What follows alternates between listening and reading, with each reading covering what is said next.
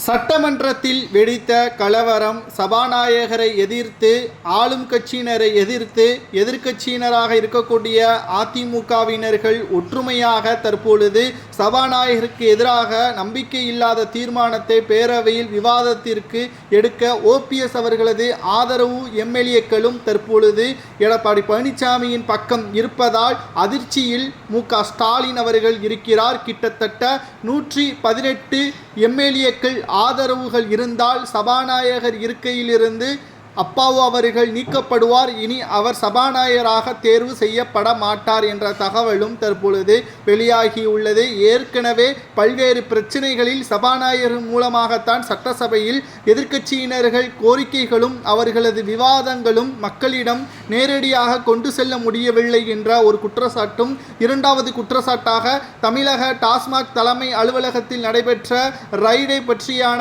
எந்த ஒரு அறிக்கையும் அந்த துறை சார்ந்த அமைச்சரிடம் சபாநாயகர் கேட்காமல் நடுநிலையாக இல்லாமல் திமுகவிற்கு ஆதரவாக செயல்படுவதாகவும், மூன்றாவதாக தமிழக முதல்வர் ஸ்டாலின் அவர்களது அலுவலகத்திலேயே அமலாக்கத்துறை அதிகாரிகள் சோதனைகள் நடத்தக்கூடிய ஏற்பாடுகளை செய்து வருகிறார்கள். கிட்டத்தட்ட 2 அமைச்சர்கள் மீது அமலாக்கத்துறை அதிகாரிகள் இன்னும் ஓரிரு நாட்களில் நடவடிக்கை எடுக்கப் போகிறார்கள். அதற்கு முன்பாகவே அவரது பதவியை பறிக்க வேண்டும் என்ற தீர்மானத்தை கொண்டு வருவதற்கும் எடப்பாடி பழனிசாமி அவர்கள் பேசியிருந்தார். அதை நேரடியாக மக்களிடம் தெரியப்படுத்தாமல் நேரலை கட் செய்ததும் சபாநாயகர் பதவியில் இருப்பதற்கு தகுதி இல்லை என்றும் எடப்பாடி பழனிசாமி அவர்கள் எதிர்க்கட்சியினர்கள் ஒன்றாக இணைந்து கவன ஈர்ப்பு தீர்மானம், நம்பிக்கையில்லாத தீர்மானத்தை பேரவையில் விவாதத்திற்கு எடுத்துக்கொள்ள வேண்டும் என்று தற்பொழுது ஆதரவுகள் எடுக்கப்பட்டுள்ளது. இன்றைக்கு இந்த ஆதரவுகள் மூலமாக சபாநாயகர் வெளிநடப்பு செய்யப்பட்டுள்ளார்.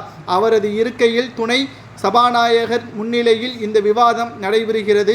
கிட்டத்தட்ட எடப்பாடி பழனிசாமி அவர்கள் மறைந்த ஜெயலலிதா அவர்கள் போலவே சிறப்பான ஆளுமையாக தன்னுடைய திறமையின் மூலமாக மு.க.ஸ்டாலினை எதிர்த்து கேட்கக்கூடிய ஒவ்வொரு கேள்விகளும் பதிலளிக்க முடியாமல் திணறியுள்ளார் முதல்வர் மு.க.ஸ்டாலின் அவர்கள். என்னதான் வாய்க்கு வந்ததை மு.க.ஸ்டாலின் அவர்கள் கூறினாலும் அமைச்சர்கள் செய்த தவறை தட்டி கேட்க முடியவில்லையே என்ற ஒரு கேள்வியை தான் எடப்பாடி பழனிசாமி அவர்கள் முன்வைத்திருக்கிறார். செந்தில் பாலாஜி அவர்கள் 15 மாதங்கள் சிறையில் இருக்கிறார். அவர் ஜாமீனில் வெளிவந்திருக்கிறார். அவருக்கு ஏன் அவசரமாக 2 நாட்களில் அமைச்சர் பதவி?